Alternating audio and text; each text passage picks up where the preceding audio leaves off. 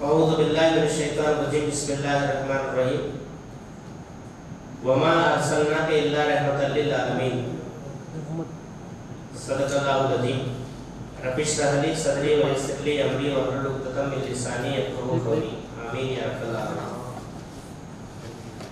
प्रवक्ता मोहम्मद सल्लल्लाहु अलैहि वसल्लम वाరి స్మారక ప్రసంగం కోసం ఈరోజు ఈ సభ ఏర్పాటు చేయడం జరిగింది. మరి ఈ సభకు అధ్యక్షత వహిస్తున్నటువంటి జనాబ్ మౌలానా సయ్యద్ ఇమ్దాదుల్లా హుస్సేనీ నిజామీ గారు, కేంద్ర ప్రతినిధి మండలి సభ్యులు జమాత్ ఇస్లామీ, అలాగే ముఖ్య అతిథులుగా విచ్చేసినటువంటి శ్రీ కత్తి నరసింహారెడ్డి గారు, మాజీ ఎమ్మెల్సీ, అలాగే డాక్టర్ అర్జున్ కుమార్ గారు, అలాగే శ్రీ జయసింహ గారు, ఇంకా జమాత్ ఇస్లామీ జిల్లా బాధ్యులు రెహమతుల్లా గారు, అలాగే జమాత్ ఇస్లామీ స్థానిక బాధ్యులు జనాబ్ జాకిర్ హుస్సేన్ గారు, ఇంకా ఈ సభలో ఆసీనుడైనటువంటి సోదరులారా, అస్సలాము అలైకుం వరహ్మతుల్లాహి వబరకాతుహు. మీ అందరిపై దైవ కారుణ్యం, శాంతి, శ్రేయాలు కురియాలని దైవాన్ని వేడుకుంటూ ప్రారంభిస్తున్నాం. మహస్సలారా, మానవ మహోపకారి, బెనిఫిటర్ ఆఫ్ హ్యుమానిటీ గా ప్రాఫెట్ మొహమ్మద్ సల్లల్లాహు అలైహి వసల్లం ఏ విధమైనటువంటి మేళను ఈ ప్రపంచానికి అందించారు, అలాగే ఈనాటి ఈ సమాజానికి ఆయన యొక్క బోధన యొక్క రిలవెన్స్ ఏమిటి, ప్రాఫెట్ మొహమ్మద్ సల్లల్లాహు అలైహి వసల్లం వచ్చి పరమపదించి సుమారు 15 శతాబ్దాలు గడిచిపోయింది. 15 శతాబ్దాల తర్వాత కూడా ఆయన యొక్క అవసరం ఏదైనా ఈ సమాజానికి ఉందా అనే విషయాన్ని వాడు మనం మాట్లాడదాం. ఎందుకంటే ప్రాగ్మాటిక్స్ దృక్పథంతో ఒకసారి మనం ఆలోచించినట్లయితే ఏ పనైనా మనం చేస్తే దానివల్ల ఏదైనా ఉపయోగం ఉంటేనే కదా ఆ పని మనం చేస్తాం. అలా చేసినప్పుడే దానివల్ల మనకు ప్రయోజనం ఉంటుంది, లేకపోతే మన యొక్క సమయం కాలం వృధా అవుతుంది. సాధారణంగా ఈరోజు ప్రతి విషయం కూడా అప్డేట్ అవుతున్నటువంటి తరుణంలో, అలాగే నిన్న ఉన్నటువంటి విషయం ఈ రోజుకి మారిపోయేటటువంటి పరిస్థితుల్లో, ఇంకా చెప్పాలంటే ఎవరైతే ఇవాళ మన ప్రోగ్రెసివ్ ఐడియాలజీ కలిగినటువంటి వాళ్ళు తమను తాము అలా పిలుచుకునేటటువంటి వారు మధ్యయుగాల బోధనలని, లేకపోతే మధ్యయుగాల దుస్సాంప్రదాయాలని, దురాచారాలని ఏవైతే చెబుతారో ఆ దురాచారాలు, దుస్సాంప్రదాయాలు, మూఢాచారాలు ఉన్నటువంటి కాలంలో ప్రభవించినటువంటి ప్రాఫెట్ మొహమ్మద్ సల్లల్లాహు అలైహి వసల్లం వారిని గురించి మనం ఎందుకు తెలుసుకోవాలి, ఆయన యొక్క రిలవెన్స్ ఏమిటి అనేది ఒకసారి మనం మాట్లాడదాం. ఇక మాట్లాడేటువంటి సందర్భంలో ఈనాడు ఇంతగా మనం అభివృద్ధి చెందిన తర్వాత మనం ఏ మోడర్నిటీని అయితే, ఏ ఆధునికతనైతే ఈనాటి సమాజం ప్రపంచవ్యాప్తంగా అడాప్ట్ చేసుకుందో, ఈ మోడర్నిటీ మానవాళి ఎదుర్కొనేటటువంటి సమస్యలన్నింటినీ కూడా ఏమైనా సరే పరిష్కరించిందా, లేకపోతే ఆ సమస్యలలో మరింత పురోగతిని ఏమైనా సరే చూపించిందా అనేటటువంటి విషయాన్ని కూడా మనం ప్యారలల్గా దీంతో పాటుగానే మనం ఆలోచించాల్సినటువంటి అవసరం ఎంతైనా ఉంది.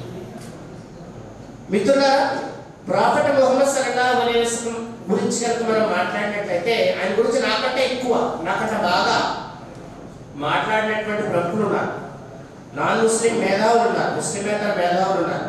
ప్రొఫెసర్ కెఎస్ రామకృష్ణారావు, ఇంకా తర్వాత స్వామి లక్ష్మీ శంకరాచార్య, ఇలాంటి వాళ్ళందరూ కూడా బాగా రీసెర్చ్ చేశారు. ఇంకా వేదాల్లో మొహమ్మద్ అనేటటువంటి దాంతో వేద ప్రకాష్ ఉపాధ్యాయ అనేటువంటి ఆయన బెనారస్ హిందూ విశ్వవిద్యాలయంలో పనిచేసేటువంటి ఆయన ఒక దాన్ని ఏమంటారు, ఒక సిద్ధాంత గ్రంథాన్ని కూడా ఆయన రాయడం జరిగింది. దాంతో పోల్చుకుంటే ఈరోజు ఈ క్లుప్తమైనటువంటి సమయంలో మీ ముందు నేను ఉంచగలిగినటువంటి అంశాలు చాలా తక్కువగానే పరిమితంగానే ఉంటాయి. మిత్రులారా, ప్రవక్త సల్లల్లాహు అలైహి వసల్లం వారు ప్రధానంగా ఏ విషయాలు బోధించారు అనే దాన్ని చూసినట్లయితే 2 విషయాలనే బోధించారు. ఇందాక మన మిత్రుల యొక్క గేయంలో కూడా 2 విషయాలు వచ్చాయి. ఆయన చెప్పింది ఏమిటంటే, మొట్టమొదటిది ఆయన ఒక మత ప్రవక్త కాబట్టి మతాన్ని బోధించారు. ఆయన మత ప్రవక్త కాబట్టి ప్రజలందరూ కూడా మీరు ముక్తి కావాలంటే, మోక్షం కావాలంటే అలాగే మీ సమస్యలు పరిష్కరించబడాలంటే మీరు దైవాన్ని ఆరాధించండి, ఆయన ఒక్కడు, మీరు ఆయనకే విధేయత చూపండి అనేటటువంటి ప్రాథమిక సందేశాన్ని ఆయన ఇచ్చారు. ఇది కొత్తది కాదు, లేకపోతే అంత ముందు ఎవరికి కూడా తెలియనటువంటి సందేశం కాదు. ఇది పాతదైనటువంటి విధానాన్ని ప్రవక్త సల్లల్లాహు వారు ప్రస్తావించడం జరిగింది. కొత్తదైనటువంటి విధానాన్ని ఎందుకు చెప్పాలి? అయితే ఏమన్నారంటే ఆయన ఒక్కడే, ఆ ఒక్కడే అనేటువంటి దైవానికి కొన్ని ప్రత్యేకమైనటువంటి గుణగణాలు ఉంటాయి. ఆయనను సృష్టిలో ఉన్నటువంటి ఏ వస్తువుతో కూడా మనం పోల్చలేము. అది మానవుడు కావచ్చు, అలాగే సృష్టిలో ఉన్నటువంటి ఏదైనా సరే ఒక వస్తువు కావచ్చు, లేకపోతే ప్రకృతిలో కనిపించేటటువంటి ప్రకృతి కావచ్చు. మనం హిస్టరీలో చదువుతాం, ప్రకృతి శక్తులు మనిషికి అర్థం కానటువంటి కారణం చేత మానవుడు ప్రకృతిని ఆరాధించడం మొదలుపెట్టాడని చెప్పి. కానీ ప్రవక్త సల్లల్లాహు అలైహి వసల్లం వారు ఏమన్నారంటే, లేదు, ప్రకృతి కూడా దేవుడి సృష్టిలో భాగమే. మీరు ప్రకృతిని ఆరాధించకండి, ప్రకృతిని సృష్టించినటువంటి దైవాన్ని ఆరాధించండి అన్నారు. అందుకని ఆయన ప్రతిదానికి సృష్టికర్తే, కానీ ఆయన సృష్టింపబడేవాడు కాదు. ఆయన సృష్టికర్త ఎవరైతే ఒక్కడు ఉన్నాడో ఆయన అందరికీ జన్మనిచ్చేవాడే, కానీ ఆయన జన్మించేవాడు కాదు. అలాగే అందరికీ మరణాన్నిచ్చేవాడే, కానీ ఆయన మరణించేటటువంటి వాడు కాదు. ఆయన యొక్క అస్తిత్వం యూనిక్ గా ఉంటుంది. వీటన్నిటికీ కూడా, ఈ సృష్టి నియమాలన్నిటికీ కూడా అతీతంగా ఆయన ఉంటాడు, మీరు ఆయనే ఆరాధించాలి అనేటటువంటి ప్రాథమిక సిద్ధాంతాన్ని, ప్రాథమిక సందేశాన్ని ప్రొఫెట్ సల్లల్లాహు అలైహి వసల్లం వారు చెప్పారు. ఇంకా ఖురాన్ చాలా లాజికల్ గా చెప్తుంది. ఏమంటుందంటే ఆయన ఎందుకు ఒక్కడే ఉండాలి, ఇద్దరు ఎందుకు ఉండకూడదు అంటే, ఖురాన్ ఏమంటుందంటే ఒకవేళ కనుక ఏ వ్యవస్థకైనా ఇద్దరు అధిపతులు ఉంటే అది ఏమవుతుందో మన అందరికీ కూడా తెలుసు. అందుకని ఖురాన్ ఏమని చెప్తుందంటే, ఒకవేళ ఈ సృష్టికి ఇద్దరు దైవాలు ఉన్నట్లయితే ప్రతి దేవుడు తన యొక్క సృష్టిని తీసుకుని వేరు పడిపోయేవాడు, వారిద్దరు కూడా ఆధిపత్య పోరాటం చేసుకునేవారు. ఆ తర్వాత సృష్టి దానంతటి అదే కూలిపోయి ఉండేది అని చెప్పేసి అంటారు. అంటే ఖురాన్ ఏమంటుందంటే లాజికల్ గా ఆలోచించబడుతుంది. అంటే ఒక ఇంటికి ఇద్దరు యజమానులు ఉండడం ఎలాగైతే సాధ్యం కాదో, అలాగే ఈ సృష్టికి ఇద్దరు నిర్వాహకులు ఉండడం, ఇద్దరు సృష్టికర్తలు ఉండడం అదే విధంగా దుర్లభమైనటువంటి విషయం, అసాధ్యమైనటువంటి విషయం అనేటటువంటి దాన్ని ఖురాన్ మన ముందు ప్రబోధిస్తుంది. ఇది మొట్టమొదటి. ఇంకా దీని గురించి శాస్త్రవేత్తలు కూడా మాట్లాడారు. శాస్త్రవేత్తలు కూడా మనం అనుకుంటాం అందరూ కూడా మతాన్ని తిరస్కరించేటటువంటి వాళ్ళు ఉన్నారని చెప్పేసి. లేదు, శాస్త్రవేత్తల్లో ఎథిస్టిక్ విధానాన్ని అనుసరించినటువంటి శాస్త్రవేత్తలు ఉన్నారు, ఇంకా శాస్త్రవేత్తలు మతాన్ని అనుసరించేటువంటి వాళ్ళు కూడా ఉన్నారు. అలాగే ఐన్స్టీన్ కొద్దిగా విభిన్నమైనటువంటి శాస్త్రవేత్త.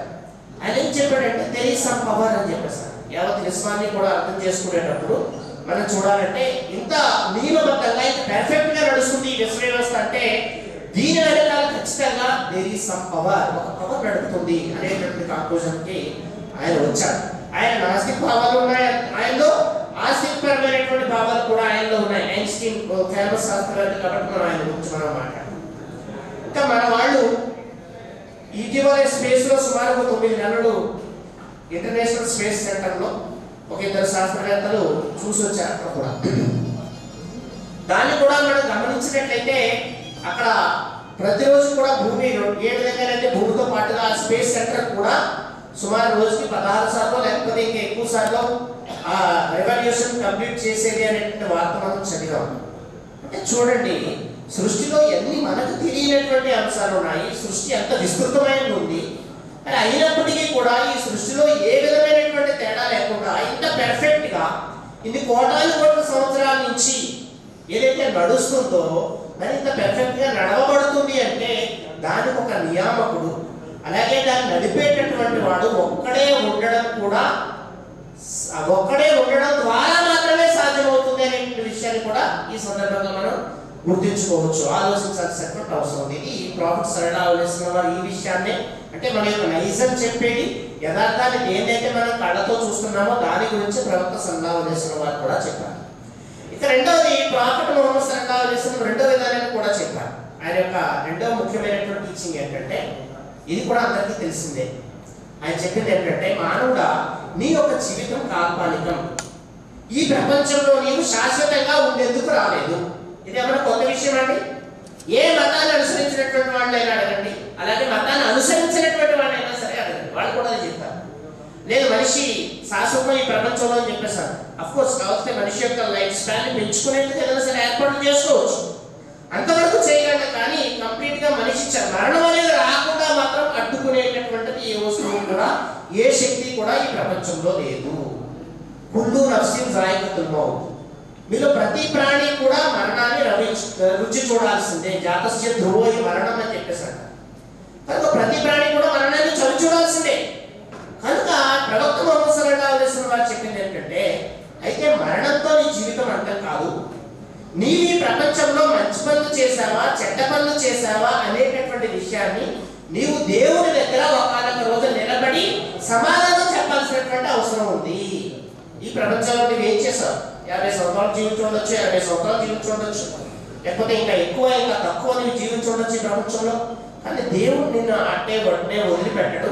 నీవు దేవుని సమక్షంలోకి వెళ్ళి వీటన్నింటికి కూడా నీవు సమాధానం చెప్పాలి. నీ లైఫ్ ఎలా జరిగింది, నీ ఎవరైనా ఎలా ఉపయోగించావు, ధనాన్ని ఏ విధంగా సంపాదించావు, ధనాన్ని ఏ విధంగా నీవు ఖర్చు పెట్టావు, నీ జ్ఞానాన్ని ఏ విధంగా నీవు ఉపయోగించావు అనేటటువంటి ప్రశ్నలకు ప్రతి మానవుడు కూడా సమాధానం చెప్పాల్సినటువంటి అవసరం ఉంది. Sense of accountability, sense of responsibility అనేటటువంటి బోధన ఏదైతే ఉందో అది ప్రవక్త సల్లల్లాహు అలైహి వసల్లం వారి యొక్క జీవితంలో మనకు కనపడుతుంది. ఈ రెండింటి ఆధారంగానే ఒక గొప్ప సివిలైజేషన్ ని ప్రవక్త సల్లల్లాహు అలైహి వసల్లం వారు నిర్మించారు. ఈ రెండు బోధనల ఆధారంగా ఆయన గురించి మైకేల్ హెచ్ఆర్ చెప్తారు ఏమంటే, he was the only man in history who succeeded in both religious and secular levels అని చెప్పేసి అంటారు. అందుకనే ది 100 అనేటటువంటి పుస్తకంలో ఆయన ర్యాంకింగ్ ఇస్తూ ప్రపంచాన్ని అత్యంత ప్రభావితం చేసినటువంటి వ్యక్తులు 100 మంది వ్యక్తుల యొక్క జాబితాను తయారు చేస్తూ ఆయనకు మొట్టమొదటి స్థానాన్ని ఇచ్చారు. ఆయన స్వయంగా క్రైస్తవుడై కూడా ఈసా అలైహిస్సలాంకి జీసస్కి 4వ స్థానాన్ని ఇచ్చి ప్రాఫెట్ ముహమ్మద్కి మొట్టమొదటి స్థానాన్ని ఇవ్వడానికి గల కారణం ఏంటంటే, ప్రపంచంలో తత్వవేత్తలు ఎవరైతే ఉన్నారో వాళ్ళెవరు కూడా రాజకీయవేత్తలు కాలేదు. ప్రపంచంలో న్యాయాధీశులు ఎవరైతే ఉన్నారో వాళ్ళెవరు కూడా తత్వవేత్తలు కాలేదు. ప్రపంచంలో కమాండర్ ఇన్ చీఫ్ గా ఎవరైతే పనిచేశారో ప్రపంచాన్ని ప్రభావితం చేసినటువంటి వాళ్ళెవరు కూడా పాలకులు కాలేదు. కానీ ప్రాఫెట్ ముహమ్మద్ సల్లల్లాహు అలైహి వసల్లం వారు ఒకే సమయంలో ఆయన జడ్జిగా ఉన్నారు, ఒకే సమయంలో తత్వవేత్తగా ఉన్నారు, ఒకే సమయంలో కమాండర్ ఇన్ చీఫ్ గా ఉన్నారు, అలాగే ఒకే సమయంలో సంఘ సంస్కర్తగా ఉన్నారు, అలాగే ఒకే సమయంలో సమాజాన్ని సమస్తమైనటువంటి చెడు నుంచి కూడా రక్షించేందుకు కూడా ఆయన ప్రయత్నం చేశారు. అలాగే ఒక ప్రవక్తగా కూడా ఉన్నారు. ఇన్ని రోల్స్, మల్టిపుల్ రోల్స్ ఏవైతే ఉన్నాయో వీటిని ప్రాఫెట్ ముహమ్మద్ సల్లల్లాహు అలైహి వసల్లం వారు ఆయన నిర్వహించారు, ఆయన ప్లే చేశారు అనేటువంటి విషయం మనకి ఆయన యొక్క చరిత్రలో మనకు కనపడుతుంది. ముఖ్య అతిథి జయసింహ గారు వారిని వేదికపైకి ఆహ్వానించగా కోరుతున్నాము. శ్రీ ఎస్ జయసింహ గారు, executive director, BC corporation Kadapa. Welcome sir.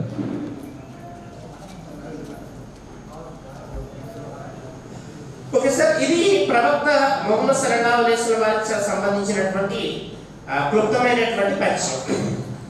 సరే, ఇప్పుడు మనం ఒకసారి చూసినట్లయితే ఆయన ఏం చేశారంటే ఈ రెండు బోధనల్ని కూడా, దేవుని ఏకత్వం అనేటువంటి బోధనలు, అలాగే రెండవది మానవుడు దేవుడి ముందు జవాబుదారీగా ఉంటాడు అనేటువంటి రెండు విషయాల ఆధారంగానే ఒక నాగరికతను నిర్మించి చూపించారు. ఒక సివిలైజేషన్ ని ఆయన నిర్మించి చూపించారు. ఆ సివిలైజేషన్ లో అన్ని విషయాలు ఉంటాయి. సివిలైజేషన్ లో రిలీజియన్ కూడా ఉంటుంది, సివిలైజేషన్ లో కోర్టు కూడా ఉంటుంది, సివిలైజేషన్ లో లా అండ్ ఆర్డర్ కూడా ఉంటుంది, సివిలైజేషన్ లో ఎడ్యుకేషన్ కూడా ఉంటుంది, సివిలైజేషన్ లో ఎకానమీ కూడా ఉంటుంది. ఇవన్నీ కూడా పార్ట్ ఆఫ్ ది సివిలైజేషన్ తో ఉంటాయి. సో వీటన్నింటినీ కూడా ప్రవక్త సల్లల్లాహు అలైహి వసల్లం వారు ఏ విధంగా ఇన్ఫ్లుయెన్స్ చేశారు అనేటటువంటి విషయాలు ఒకసారి మనం మాట్లాడినప్పుడు, ఇందాక నేను చెప్పినటువంటి ఆ మిడీవల్ పీరియడ్ లో ఒకసారి మనం గుర్తుపెట్టుకోవాలి. మిడీవల్ పీరియడ్ లో ఇటు పక్కన మన ఇండియాలో కానీ లేకపోతే వేరే వేరే దేశాల్లో కానీ అది ఒక ఛాందసవాదానికి సంబంధించినటువంటి సైన్స్ యొక్క ప్రగతి ఏదైతే ఉందో దాన్ని అడ్డుకునేటటువంటి ధోరణి చాలా విపరీతంగా కనిపెట్టేటటువంటి. అదే సమయంలో ప్రాఫెట్ ముహమ్మద్ సల్లల్లాహు అలైహి వసల్లం వారు ఎప్పుడైతే ఆవిర్భవించారో ఆయన 4 విధానాలను ప్రోత్సహించారు. ఖురాన్ మనకు అదే చెప్తుంది. ఒకటి ఏంటంటే పరిశీలన, అబ్జర్వేషన్, అలాగే రెండవది ఎక్స్పెరిమెంట్, ప్రయోగం చేయమంటుంది, అలాగే రీసెర్చ్, పరిశోధన, ఇంకా అలాగే దాని ఆధారంగా ఒక కంక్లూజన్కి వచ్చి ఒక ఎక్స్పీరియన్స్ సంపాదించని చెప్పేసి అంటారు. ఈ సృష్టి మీద నువ్వు ఆలోచించు, సృష్టి గురించి నీ ఆలోచన ఏమిటి, అలాగే దీన్ని పరిశోధించి మనిషి యొక్క లైఫ్ ఏం కానుంది దీని గురించి నువ్వు ఆలోచించని చెప్పేసి మానవుడికి ఏదైతే ఛాందసవాద దృక్పథం ఏదైతే ఆలోచనలు అక్కడ ఆపు చేస్తుందో వాటన్నిటికీ ప్రతిగా లేదు మనిషి స్వేచ్ఛాజీవి, స్వేచ్ఛాయుతంగా ఆలోచించగలడు. అతను బాగా ఆలోచించే దైవం ఉన్నాడో లేదంటే ఆందోళనకు వస్తే దాన్ని పాటించవచ్చు. అతను బాగా ఆలోచించాలి, నాకు అర్థం కాకపోతే దాన్ని విమర్శించడం కూడా వచ్చు, లేకపోతే దాన్ని విస్మరించడం కూడా వచ్చు అనేటువంటి స్వేచ్ఛని, ఫ్రీడమ్ ఆఫ్ చాయిస్ ని ప్రవక్త సల్లల్లాహు అలైహి వసల్లం వారు ఆనాటి మధ్యయుగంలోనే ప్రజలందరికీ కూడా దీని ఆధారంగానే బోధించారు. అంతే తప్ప ఏ విషయాన్ని కూడా గట్టిగా మ్యాండేటరీ చేసి మీరు దీన్ని నమ్మితే నమ్మడం తప్ప వేరే మార్గాంతం లేదనేటువంటి విషయాన్ని చెప్పాలి. స్వతహాగా ఆయన వ్యతిరేకించేటటువంటి వాళ్ళని కూడా ప్రవక్త వారు ఏం చేశారంటే వాళ్ళకి ఆ విధమైనటువంటి ఫ్రీడమ్ ఇచ్చి, దేవుడు నీకు ఫ్రీడమ్ ఇచ్చాడు, నువ్వు వ్యతిరేకించవచ్చు నేను చెప్పినటువంటి విషయాలు అనేటటువంటి మాటను కూడా, అంటే ఎక్స్ప్రెషన్ ఏదైతే ఉందో ఫ్రీడమ్ ఆఫ్ ఎక్స్ప్రెషన్ కావచ్చు, అలాగే ఫ్రీడమ్ ఆఫ్ చాయిస్ కావచ్చు, వీటన్నిటి గురించి కూడా ప్రవక్త సల్లల్లాహు అలైహి వసల్లం వారు ఆనాడే ఆయన మాట్లాడారు. ఆ కాలంలోనే ఆయన నియంతగా ఎంతమాత్రం కూడా లేరనేటువంటి విషయాన్ని కూడా ఇక్కడ మనం గమనించాల్సినటువంటి అవసరం. ఇక ఆయన ఏం చేశారంటే ఆయన ఒక స్టేట్మెంట్ ఇచ్చారు. ఆయన ఒక స్టేట్మెంట్ ఉంది. ఆయన ఏమంటారంటే నేను ఎందుకు ఆవిర్భవించాను అంటే దానికి ఆయన సమాధానం ఏం చెప్పారంటే నేను నైతికతను దాని అత్యున్నతమైనటువంటి స్థాయిలో నిలబెట్టడానికి నేను ఆవిర్భవించాను అని చెప్పేసాను. చూడండి, ఆ స్థాయిలో ఒక ఆధ్యాత్మిక వేత్తకి ఒక పెద్ద అవకాశం ఉంటుంది, మనందరికీ కూడా తెలుసు. ఏంటంటే స్వతహాగా తనను తాను దైవంగా ప్రకటించుకునేటటువంటి అవకాశం ఉంటుంది. ఆయన కాంటెంపరీ అటు రోమన్లో ఉన్నటువంటి పాలకులు కానీ, ఇరాన్లో ఉన్నటువంటి పాలకులు కానీ, వీళ్ళందరూ కూడా తమను తాము దైవాలుగా ప్రకటించుకుని ప్రజలని వారి యొక్క బానిసత్వంలో పెట్టుకునేటువంటి తరుణంలో ప్రవక్త సల్లల్లాహు అలైహి వసల్లం వారు చేసినటువంటి ప్రకటన ఏమిటంటే నేను మానవుడిని మాత్రమే, మీలాంటి మానవుడిని మాత్రమే ప్రకటించుకున్నాను. అంతకు మించి నా స్థాయి లేదు. నేను మానవుడు అనేటువంటి స్థాయి, దేవుడి యొక్క దాసుడు. దేవుడు నన్ను ప్రవక్తగా చేశాడు తర్వాత విషయం. నేను ప్రవక్తగా అయ్యానంటే అతను దైవాంశ సంభూతుండని కాదు, నేను దేవుడిని ఎంత మాత్రం కూడా భాగం కాదని చెప్పి ప్రవక్త సల్లల్లాహు అలైహి వసల్లం వారు ప్రస్తావించారు. చూడండి, మనం రాజుల యొక్క చరిత్ర కూడా చూస్తాం. రాజులు చాలా మంది ప్రకటించుకున్నారు నేను దైవాంశ సంభూతుండని చెప్పేసి. లేదు, ప్రవక్త సల్లల్లాహు అలైహి వసల్లం వారు అలా ఎంత మాత్రము కూడా ప్రకటించుకోలేదు. దీనినే మనం ఏమని చెప్పాలంటే ప్రగతిశీలమైనటువంటి భావనగా చెప్పాలి. ఎప్పుడైతే తనను తాను దేవుడుగా ప్రకటించుకుంటాడో వెంటనే ప్రజల్ని ఆటోమేటిక్ గా చాలా సులభంగా మోసం చేసేటువంటి విధానం కూడా ఉంటుంది. ప్రవక్త సల్లల్లాహు అలైహి వసల్లం వారు ఆ విధమైనటువంటి విధానాన్ని ఎంత మాత్రము కూడా అడాప్ట్ చేసుకోలేదు.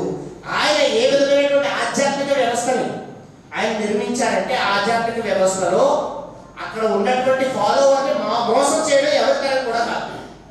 ఉదాహరణకు ఒక వ్యక్తి మస్జిద్కి వెళ్తాడు నమాజ్ చదవడానికి. అక్కడ నమాజ్ చదివించే తరుణంలో ఎదురుకుండా నమాజ్ చదివించే ఇమాం గారు ఏదైనా సరే మర్చిపోతే అక్కడ ఇమాం గారే అల్టిమేట్ కాదు, వెనకాల చదివేటటువంటి ముక్తది, నమాజ్ చదివించేటువంటి ముక్తది అతన్ని గుర్తు చేయవచ్చు. లేదు మీరు తప్పు చదివారని చెప్పేసి చెప్పేటటువంటి అధికారం ఇచ్చింది. అంతేగాని పౌరోహిత్యానికి సంబంధించినటువంటి భావన, అలాగే ఆ పూజారి యొక్క పాద పూజ, వీటికి ప్రవక్త సల్లల్లాహు అలైహి వసల్లం వారు ఎంత మాత్రము కూడా ఆయన అవకాశాన్ని ఇవ్వలేదు. ఇది మన ప్రగతిశీల భావన. అంటే మానవుడిని మానవుడిగానే ఉంచుతూ మానవుడు దైవం ఎంత మాత్రము కూడా కాదు అని, దైవం వేరు మానవుడు వేరు అనేటటువంటి విషయాన్ని ప్రవక్త సల్లల్లాహు అలైహి వసల్లం వారు చెప్తే ఇంకా ఏం చేశారంటే ఆయన నేను విఐపి కాదు అన్న.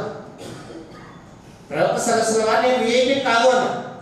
అలాగే ఆధ్యాత్మికంగా మనం చూసినట్లయితే ఆయన ఏదైతే నమాజ్ యొక్క సబ్బందీ జరుగుతుందో ఆయన మీరు నిలబడతారో నమాజ్ కొరకు, దానిలో కూడా ఎవరు ముందు వస్తే వాళ్ళే నిలబడతారు. కూలీ ముందు వస్తే కూలీ నిలబడతాడు, కలెక్టర్ ముందు వస్తే ఆ కూలీ పక్కనే కలెక్టర్ నిలబడతాడు తప్ప లేదు కలెక్టర్ గారికి అక్కడ ఆ కేటగిరీ వేరొక లైన్ ఉంటుంది, లేకపోతే పొలిటీషియన్స్ వేరొక లైన్ ఉంటుంది అనేది ఎంత మాత్రం కూడా ఆయన చూపించలేదు. మరి దీనికి మనం ఏమని భావించాలి? ప్రగతిశీల భావనగా భావిద్దామా, లేకపోతే దీనిని మనం చాలా వెనుకబడినటువంటి భావనగా భావిద్దామా అనేటువంటి విషయాన్ని ఇక్కడ మనం ఆలోచించాల్సినటువంటి అవసరత ఎంతైనా ఉంది. అందుకని ఎవరైతే ఇస్లాంని ప్రగతిశీలత కాదు బార్బారిక్ అని, లేకపోతే ఇస్లాంని లేకపోతే ప్రవక్త సల్లల్లాహు అలైహి వసల్లం వారి యొక్క విధానాన్ని ఛాందస్వాదానికి సంబంధించిన విధానము అని చెప్పేసి అంటారో వారు ఒకసారి ఇస్లాంని అధ్యయనం చేస్తే వాళ్ళకి తెలుస్తుంది ఇది ఎంత ప్రగతిశీలత దీంట్లో ఉంది అనేటువంటి విషయాన్ని.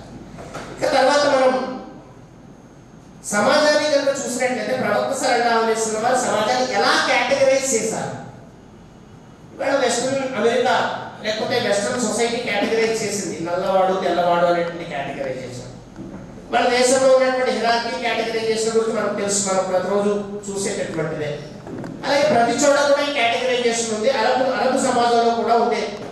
కానీ ప్రవక్త సల్లల్లాహు అలైహి వసల్లం వారు ఆయన ఏ విధమైనటువంటి మానవ సమానత్వాన్ని అంబేద్కర్ కంటే ముందు, పూలే కంటే ముందు, మార్టిన్ లూథర్ కింగ్ కంటే ముందు 1450 సంవత్సరాల క్రితమే ప్రకటించారు.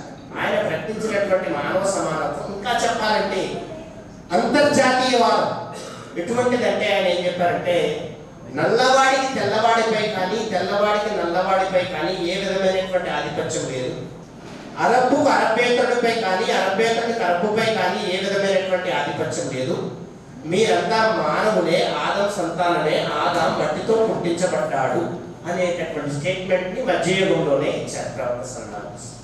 అలాంటి సమాజాన్ని కూడా నిర్మించారు. అందుకే కదా ప్రపంచం అంతా కూడా ఒక వ్యక్తి అక్కడి నుంచి ఆయన ఆ సమానత్వ సందేశాలు ఇస్తే ప్రపంచవ్యాప్తంగా ఎందుకు ఆయనకి ఈరోజు అత్యంత ఎక్కువ మంది ఫాలోవర్స్ ఎందుకు ఉన్నారు అని చెప్పేసి మనం చూసినట్టయితే, సామాజికంగా ఆయన వేసినటువంటి ఇన్ఫ్లుయెన్స్, సమాజంగా ఆయన తీసుకొచ్చినటువంటి మార్పు, ఆయన నిర్మించినటువంటి సివిలైజేషన్ లో తీసుకొచ్చినటువంటి విప్లవం కారణంగానే ప్రజల యొక్క అసమానత కారణంగా ఎన్నైతే సమస్యలతో బాధపడేటటువంటి వారు ఉన్నారో వారందరూ కూడా ప్రవక్త సల్లల్లాహు అలైహి వసల్లం వారు తీసుకొచ్చినటువంటి సిద్ధాంతాన్ని, విశ్వాసాన్ని అనుసరించినటువంటి కారణం చేతనే ఆ విధమైనటువంటి మార్పు సాధ్యమైంది అనేటటువంటి విషయాన్ని మనం గుర్తించాలి.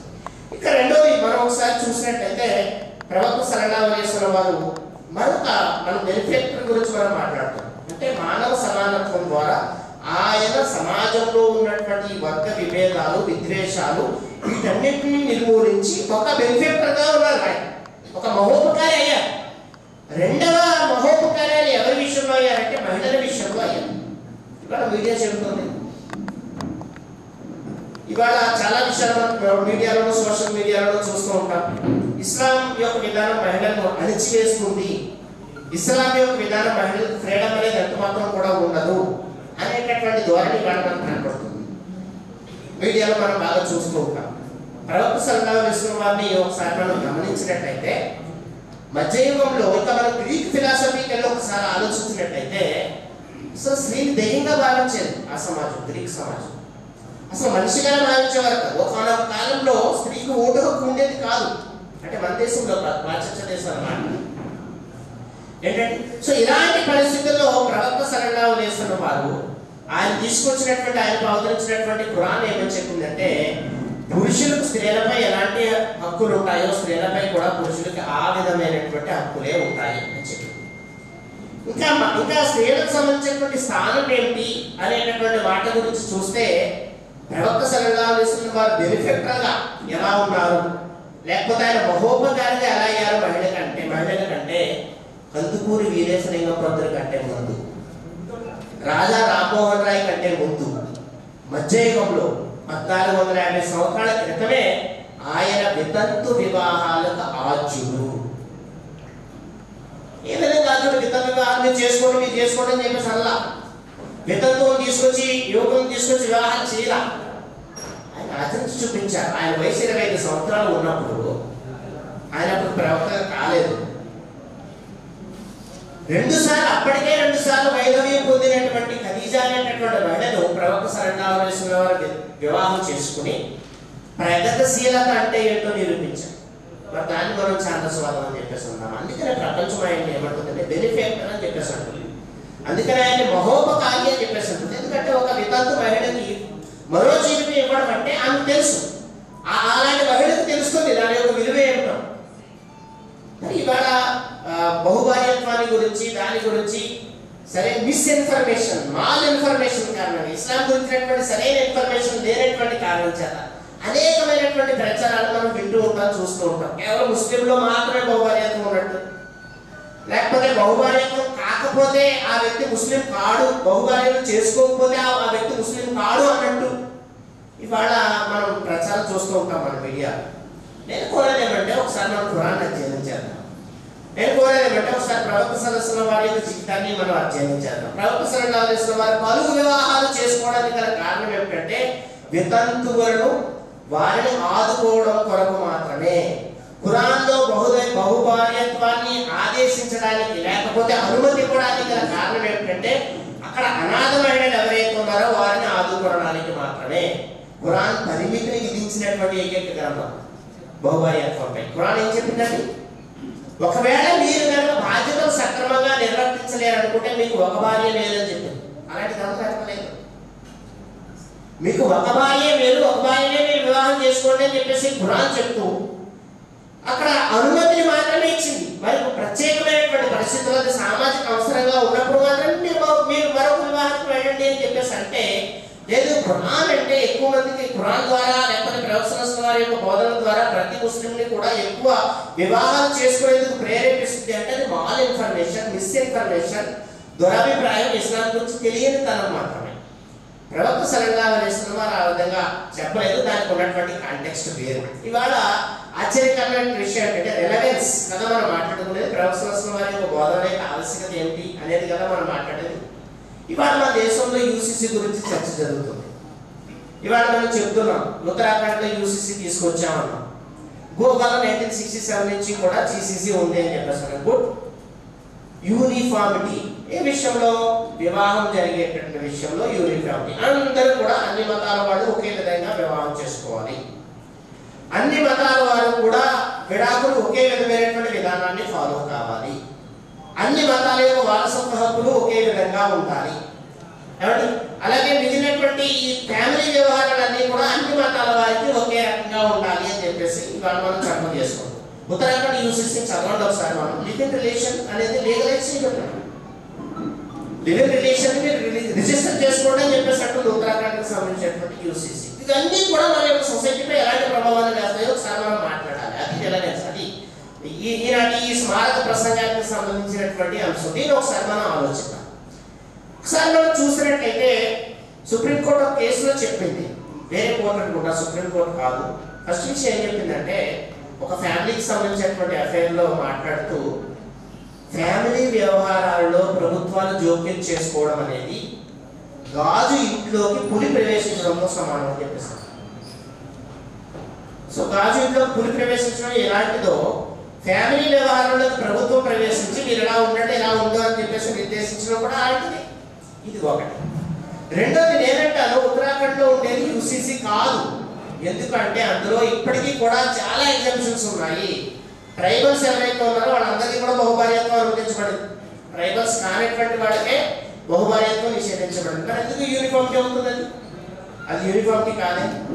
గోవా జీసీసీలో కూడా మనం చూసినట్లయితే అక్కడ క్రిస్టియన్స్, రోమన్ క్యాథలిక్ క్రిస్టియన్స్ ఎవరైతే ఉన్నారో వీళ్ళందరికీ కూడా బహుభార్యత్వం అనుమతించబడింది. మిగిలినటువంటి వాళ్ళు ఎవరికి కూడా అనుమతించలేదు. మరి అది ఎక్కడ పాసిబుల్? అందుకనే లా కమిషన్ ఆఫ్ ఇండియా ఏమని చెప్పిందంటే uniform civil code is neither necessity Nar desirable at this stage అని చెప్పింది 2018 ఆగస్ట్ 31న వాళ్ళు ఇచ్చినటువంటి రిపోర్ట్. సో ఈ స్టేజ్ లో మనకి యూనిఫామ్ సివిల్ కోడ్ అనేది ఇక్కడ అవసరం కూడా లేదు, అది డిజైరబుల్ కూడా కాదు అని చెప్పేసి అంటారు. సో కనుక ఇవాళ ఏదైనా సరే ఏ నినాదాల వెనకైనా సరే ఉన్నటువంటి ప్రయోజనాలను మనం తీసుకోవాలంత కాలం ప్రజలు మోసపడుతూనే ఉంటారు అని చెప్పేసి. ఇది యూసీసీఓ లేకపోతే ఇంకోటో వచ్చేటప్పుడు మనం గమనించాల్సింది ఏంటంటే వాళ్ళు తమ యొక్క వాటర్ సంచులు నింపుకోవడానికి మాత్రమే ఇలాంటి నినాదాలు ఇస్తారు తప్ప అవి ఎంత మాత్రము కూడా ఆచరణ యోగ్యమైనటువంటి చట్టాలు కావు అనేటటువంటి విషయాన్ని ఈరోజు మనం గమనించాల్సినటువంటి అవసరం ఉంది. ఇంకా దీని గురించి మనం మాట్లాడాలంటే చాలానే మాట్లాడచ్చు. లివ్ ఇన్ రిలేషన్షిప్ గురించి మాత్రమే నేను మాట్లాడాను. యూసీసీ గురించి మనం మాట్లాడితే ఏమంటారంటే మహిళలపై ఎక్స్‌ప్లాయిటేషన్ జరుగుతుంది, అందుకనే మేము దీన్ని తీసుకొచ్చాం. లివ్ ఇన్ రిలేషన్షిప్ ద్వారా మహిళలపై ఎక్స్‌ప్లాయిటేషన్ జరగదు. యాక్సెప్ట్ చేద్దామంటే లివ్ ఇన్ రిలేషన్ ద్వారా మహిళలపై ఎక్స్‌ప్లాయిటేషన్ జరగదు. అంగీకరిస్తామా? దానికి ఒక బెస్ట్ ఎగ్జాంపుల్ ఏంటంటే ఒక 5-6 నెలల క్రితం మీరు మీడియాలో చూసే ఉంటారు. తెలంగాణలో ఒక జర్నలిస్ట్ స్వేచ్ఛ ఆమె పేరు, ఆమె యొక్క ఎండ్ ఎలా జరిగిందో చూస్తే మనకు అర్థమవుతుంది. ఆమె ఎంత ఎక్స్‌ప్లాయిటేషన్ కూడా ఏంటంటే మహిళే కదా. మరి మీరు యూసీసీలో ఇంకోటో మీరు తీసుకొచ్చిన మీరు లీగలైజ్ చేసి మీరు రిజిస్టర్ చేసుకోండి, మీరు ఇల్లీగల్గా మేము కలిసి ఉంటూ దాన్ని లీగల్ అని చెప్పేసి మేము అనుకుంటాము అని చెప్పేసి అంటే చివరిగా ఆ విధమైనటువంటి పరిస్థితి మహిళలకు వస్తుంది. అంటే ప్రాబ్లం ఏంటంటే భారతదేశంలో భారతీయులందరూ ఆలోచించాల్సింది ఇవాళ మనం ఇండియన్ సెక్యులరిజంని వదిలిపెట్టి వెస్ట్రన్ సెక్యులరిజం వైపు వెళ్తున్నాము. ఇది భయంకరమైనటువంటి ద్వారా రాజ్యాంగ సభలో పెద్ద పెద్ద డిబేట్స్ జరిగాయి దీని గురించి. వెస్ట్రన్ సెక్యులరిజం అనేది చాలా ప్రమాదకరమైనటువంటిది. మానవ జీవితానికి సంబంధించిన అన్ని అంశాల నుంచి మతాన్ని దూరం చేయడం వెస్ట్రన్ సెక్యులరిజం. కానీ రాధాకృష్ణన్ చెప్పినటువంటిది, లేకపోతే గాంధీజీ చెప్పినటువంటి, ఠాకూర్ చెప్పినటువంటి ఇండియన్ ఫిలాసఫీకి సంబంధించినటువంటి సెక్యులరిజం ఏం చెప్తుందంటే, ప్రతి మతానికి సంబంధించినటువంటి వ్యక్తి కూడా తన యొక్క మతంలో ఉన్నటువంటి ఎసెన్షియల్ రిలీజియస్ ప్రాక్టీసెస్ ఏవైతే ఉన్నాయో దాన్ని అదే విధంగా పాటించేటటువంటి అనుగతలకు ఉండాలి. ఉంటూనే ఇతర మతాన్ని గౌరవించాలి. అది భారతదేశం యొక్క స్వభావం. అందుకని యూనిటీ అండ్ డైవర్సిటీ అని మనం చెప్తున్నాం. కనుక ఈ యూనిటీ అండ్ డైవర్సిటీ కారణంగానే మనందరం కూడా ఇక్కడ హాజరయ్యాం. ఇలాంటి భారతదేశాన్ని నిర్మించాలని చెప్పేసి మన యొక్క పూర్వీకులు కలలు కన్నారు. సో కనుక అలాంటి భారతదేశాన్ని వదిలిపెట్టేసి మనం యూనిఫామ్ భారతదేశం పేరుతో అందరికీ ఒకే యూనిఫామ్ ని తయారు చేసి, అందరికీ ఒకే ఆహారాన్ని పెట్టి, అందరినీ ఒకే మోసలో తీసుకువెళ్ళడం అనేది సరైనటువంటి విధానం కాదు. ప్రాఫెట్ మొహమ్మద్ సల్లల్లాహు ప్రజలు అంగీకరించేటటువంటి విషయం కాదు, ఆచరణ యోగ్యం కూడా కాదు. ప్రవక్త సల్లల్లాహు వారు ఏ విధమైనటువంటి ప్లొరాలిటీని ఆయన యాక్సెప్ట్ చేశారంటే, ఆయన స్టేట్స్ మ్యాన్ గా ఉన్నప్పుడు కూడా ప్రవక్త సల్లల్లాహు వారు ఎలాంటి ప్లొరాలిటీని యాక్సెప్ట్ చేశారంటే, ఒకసారి ఆయన దగ్గరికి నజరాన్ నుంచి క్రైస్తవులు వస్తారు. వచ్చినప్పుడు అక్కడ వాళ్ళకి ప్రార్థన చేసుకునే సమయం అవుతుంది, మేము ప్రార్థన చేసుకుంటా ఉంటాం. కానీ ప్రవక్త సల్లల్లాహు వారు ఏం చెప్తారంటే, వాళ్ళు బయటికి వెళ్ళి, ఇది మసీదు కదా, ఇక్కడ మీ మతానికి సంబంధించిన ప్రార్థన జరుగుతుంది, మేము బయటికి వెళ్ళి ప్రార్థన చేసుకుంటాం అంటారు. ఏ ప్రవక్తనైతే ఈ సమాజం వాళ్ళ ఛాందసవాదిగా చెప్తుందో నౌజుబిల్లా, దైవం క్షమించుగాక, ఆయన ఏం చెప్పారంటే, లేదు ఆయన మీ ప్రార్థనే ఇక్కడ చేసుకోండి, ఇందులో ఏంటి ఇబ్బంది అని చెప్పేసి వారికి అనుమతించారు. ఇంకా ప్రవక్త సల్లల్లాహు అలైహి వసల్లం వారు ఫ్రీడమ్ ఆఫ్ ఎక్స్ప్రెషన్ గురించి మాట్లాడుతూ దానికి లిమిటేషన్ కూడా విధించారు. ఫ్రీడమ్ ఆఫ్ ఎక్స్ప్రెషన్ వీటి గురించి మనం మాట్లాడతాం కదా. ఫ్రీడమ్ ఆఫ్ ఎక్స్ప్రెషన్ గురించి ప్రత్యేకంగా ముస్లింలకి కొన్ని లిమిటేషన్స్ పెట్టారు. అందులో ఒక లిమిటేషన్ ఏంటంటే, ఖురాన్ కూడా చెప్తుంది, మీరు ఇతరుల యొక్క దైవాన్ని ఎంత మాత్రం కూడా దూషించకండి. మీకు ఏదంటే అది మాట్లాడేటువంటి అనుమతి లేదు దైవం తరపు నుంచి. మీ దైవం గురించి మీరు చెప్పుకోండి, మీ దైవం గురించి మీరు ప్రార్థించుకోండి, ఓకే, మీకు అనుమతి ఉంది. కానీ మీ దైవాన్ని మీరు ప్రైజ్ చేసుకోండి, కానీ ఇతరుల యొక్క దైవాన్ని మీరు దూషించకండి. ఈ లిమిటేషన్ పెట్టిందన్నమాట. సో దీన్ని మనం ప్రోగ్రెసివ్నెస్ అందామా, లేకపోతే వెనుకబాటుతనం అందామా అనేటువంటి విషయం ఇవాళ సమాజం ఆలోచించాల్సినటువంటి పరిస్థితి ఉంది. ప్రవక్త సల్లల్లాహు అలైహి వసల్లం వారు గురించి మనం చివరిగా 2 మాటలు చెప్పి నేను ముగిస్తాను. అదేంటంటే, ఎక్కడైతే లిఖితపూర్వకమైనటువంటి రాజ్యాంగం ఉంటుందో అక్కడ మాత్రమే హక్కులు ఉంటాయి. ఇది మనం గుర్తుపెట్టుకోవాలి. లిఖితపూర్వక రాజ్యాంగం లేని చోట హక్కులు ఎంత మాత్రం కూడా ఉండవు. ఇవాళ భారతదేశం గురించి మనం అదే చెప్తాం, ఇది మంచి లిఖితపూర్వక రాజ్యాంగం అని చెప్పేస్తాం. ఇదే లిఖితపూర్వక రాజ్యాంగాన్ని 54 అధికరణలతో ప్రవక్త సల్లల్లాహు అలైహి వసల్లం వారు 1450 సంవత్సరాల క్రితమే తయారు చేశారు. అందులోనే రైట్ టు రిలీజియస్ ఫ్రీడమ్, అందులోనే మిగిలినటువంటి మానవ జీవితానికి సంబంధించినటువంటి ఏదైతే మన యొక్క right to freedom, right to expression ఏవైతే మన కాన్స్టిట్యూషన్ లో ఉన్నాయో ఇవన్నీ కూడా వేరే వేరే రూపాల్లో మన వరకు సందర్శించేటటువంటి అవకాశం కూడా మనకు లభిస్తుంది. దాన్ని ఒకసారి మనం చూసినట్టు ఆన్లైన్లో మనకి ఆ 54 ఆర్టికల్స్ ఏవో కూడా మనం చూడగలం. ఆనాటి ఆ పరిస్థితులకు అనుగుణంగా ది కాన్స్టిట్యూషన్ ఆఫ్ మదీనా పేరుతో మనకు అందులో కనపడుతుంది. ఇంకా ప్రాఫెట్ మొహమ్మద్ సల్లల్లాహు అలైహి వసల్లం వారు ఆయన బెనిఫెక్టరే కదా, ఆయన యొక్క రోల్ని మనం బెనిఫెక్టర్ గానే అనుకోవచ్చు కదా. లిఖితపూర్వక రాజ్యాంగం ఇవ్వడం, అలాగే రైట్ టు రిలీజియస్ ఫ్రీడమ్ ఇవ్వడం, అలాగే ముస్లింల యొక్క దాన్ని ఏమంటారు ఎక్స్ప్రెషన్ కి సంబంధించినటువంటి కొన్ని లిమిటేషన్స్ విధించడం, ఇవన్నీ కూడా ఒక బెనిఫెక్టర్ గా ఆయన చేసినటువంటి పని. ఇక మహోపకారిగా ఆయన మరొక పని కూడా చేశారు. ఆయన ఏం చేశారంటే, పోవర్టీ, అన్ఎంప్లాయ్మెంట్ వీటిని ఎరాడికేట్ చేసేటటువంటి ప్రాజెక్ట్ ని కూడా ఆయన చేపట్టారు. ఇవాళ భారతదేశంలో బాధ కలుగుతూ ఉంటుంది, బిలియనియర్స్ మిలియనియర్స్ అందరూ కూడా ఇవాళ దేశాన్ని వదిలిపెట్టి వెళ్ళిపోతున్నారు కదా 10-15 సంవత్సరాలుగా. చదువుతున్నాం అంటే మనం వార్తలు, సంవత్సరానికి 1,00,000 మంది తగ్గకుండా ఇతర దేశాలకు వెళ్ళిపోతున్నారు. దాని దేశభక్తి అని చెప్పేసి అందామా? పే బ్యాక్ టు సొసైటీ అనేటటువంటి స్లోగన్ ఇచ్చారు అంబేద్కర్ గారు. సమాజం నాకు దాని వచ్చింది, నేను సమాజానికి ఏదో ఒకటి చెయ్యాలి. ఎందుకు వెళ్తున్నారు అనేటువంటి విషయాన్ని పక్కన పెట్టినట్లయితే, మనిషి ఇవాళ సమాజంలో ఏదైతే సంపాదించుకుంటాడో దానిని సమాజానికి తిరిగి ఖర్చు పెట్టడాన్ని ఇస్లాం మ్యాండేటరీ చేసింది. ప్రాఫెట్ సల్లల్లాహు అలైహి వసల్లం మ్యాండేటరీ చేశారు. ఏదైతే ధనం వచ్చిన దగ్గర బాగానే ఉంది, అప్పుడు పేదరికాన్ని ఎరాడికేట్ చేసే బాధ్యత నీపై ఉంది. అందుకనే 30%, 40% ట్యాక్స్ని విధించాల. ప్రవక్త సల్లల్లాహు అలైహి వసల్లం ఏం చేశారండి? 2.5% జకాత్ ఇవ్వు గవర్నమెంట్కి. ఆ జకాత్, మీ యొక్క జకాత్ ద్వారా పవర్టీ ఏదైతే ఉందో దాన్ని ఎరాడికేట్ చేసేటటువంటి కార్యక్రమాలు దాంతో చేయొచ్చు. అలాగే పబ్లిక్ ఇన్సూరెన్స్గా దాన్ని ఉపయోగించవచ్చు. అలాగే వితంతువులకి, వికలాంగులకి, నిరుద్యోగులకి, వీళ్ళందరికీ కూడా ఉపాధి కల్పించేటటువంటి ప్రాజెక్ట్ని ప్రవక్త సల్లల్లాహు అలైహి వసల్లం వారు అక్కడ ఈ జకాత్ అనేటటువంటి విధానంతో తీసుకుని వచ్చారు. తద్వారా అన్ఎంప్లాయ్మెంట్ని, ఇన్ఫ్లేషన్ని, ఇలాంటి విషయాలన్నింటి నుంచి కూడా దూరం చేసి ఒక మంచి సమాజాన్ని ఆయన నెలకొల్పి బెనిఫిటర్గా ఉన్నారు అని చెప్పేసి ఆయన గురించి అమర్చసేన్ లాంటి వాళ్ళు చెప్తారు, నేను చెప్పను. సో కనుక మనం ఈ విషయాలన్నీ కూడా ఒకసారి మనం గుర్తుపెట్టుకోవాల్సినటువంటి అవసరం ఉంది. ఇంకా ఆయన చేసినటువంటి మాటలు ఒక్క మాటలో చెప్పాలంటే, మనం ఒకసారి మనం చూసుకున్నట్లయితే 1886లో ఇంగ్లాండ్లో మహిళకి ఆస్తి హక్కు అనేది కల్పించబడింది. 1986లో ఆంధ్రప్రదేశ్లో కల్పించారు. ఆ తర్వాత దేశం అంతా కూడా కల్పించారు చట్టపరంగా మనం చూస్తే. కానీ స్వతహాగా చాలా మంది అంతకుముందే మహిళలకి, వాళ్ళ యొక్క పిల్లలకి, వాళ్ళ యొక్క భార్యలకి ఆస్తి హక్కు ఇచ్చే ఉంటారు కదా. ఎందుకంటే తల్లిలో ఉన్నట్టు ఇచ్చుకుంటారు, చట్టంతో పని ఏం లేదు. కానీ మహాప్రవక్త సల్లల్లాహు అలైహి వసల్లం వారు 1450 సంవత్సరాల క్రితమే ఒక మహిళకి తన యొక్క తండ్రి ఆస్తిలో, తన యొక్క సోదరుని ఆస్తిలో, తన యొక్క భర్త ఆస్తిలో భాగాన్ని కల్పించారు. ఆ డార్క్ ఏజ్లోనే ఈ విషయాలన్నీ కూడా జరిగాయి. ఇంకా సమాజం పవిత్రంగా ఉండాలి అనేటటువంటి ఆలోచనతో మద్యాన్ని నిషేధించారు, వ్యభిచారాన్ని నిషేధించారు. ఇవాళ మనం ఫ్రీడమ్ మనం నచ్చినట్టు ఉండడానికి ఇవన్నీ కూడా వ్యతిరేకంగా భావిస్తుంది ఆధునిక సమాజం. ఒకసారి ఒక ప్రోగ్రాంలో పార్టిసిపేట్ చేయడానికి వెళ్ళినప్పుడు ఎవరైతే వ్యక్తి ఫ్రీడమ్ గురించి మాట్లాడతారో అలాంటి వాళ్ళందరూ కూడా మద్య నిషేధాల గురించి మాట్లాడడానికి మీటింగ్కి వచ్చారు. నేను చెప్పా, వ్యక్తి స్వేచ్ఛకు పరిమితులు విధించకుండా మద్య నిషేధం అనేది సాధ్యమయ్యేటటువంటి విషయం కాదు. ఒక పక్కన మనం వ్యక్తి స్వేచ్ఛ మనం ఏదైనా చేయొచ్చో చెప్తూనే రెండో పక్కన మద్యం నిషేధించబడాలంటే అట్లా కుదరదు.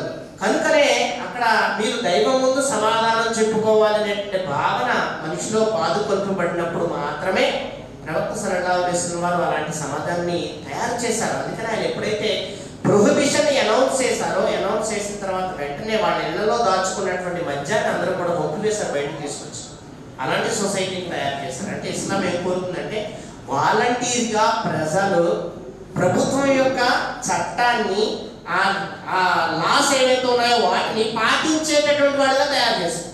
లేకపోతే ఎన్ని చట్టాలు తయారు చేసుకుని ఉన్నాము అవి చెత్తపుట్లో పాడేసుకోవాల్సినటువంటి పరిస్థితి ఏర్పడుతుంది. అందుకనే ముందు వ్యక్తి సంసిద్ధత అనేది కావాలి.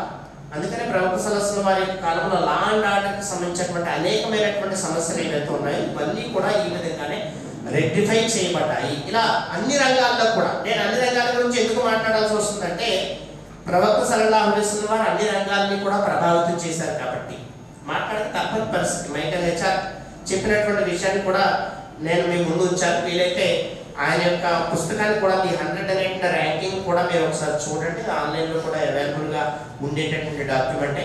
కనుక ప్రవక్త సల్లల్లాహు అలైహి వసల్లం వారి యొక్క రిలవెన్స్ ఈ సమాజానికైతే ఉంది.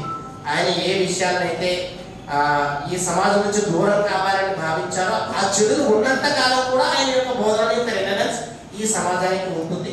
కనుకనే మరి ఈనాటి స్మారక ప్రసంగం ద్వారా మతం అనేది సర్వజనహితం కావాలి. మతం అనేది మనం ఎదుర్కొనేటటువంటి సమస్యలు ఏవైతే ఉన్నాయో దాన్ని నిర్మూలించకపోతే దాన్ని మతంగా ఎంత మాత్రం కూడా మనం భావించాల్సినటువంటి అవసరం లేదు. కనుక అలాంటి సర్వజన హితమైనటువంటి మతాన్ని ప్రవక్త సల్లల్లాహు అలైహి వసల్లం వారు మానవాడికి అందించడం జరిగింది.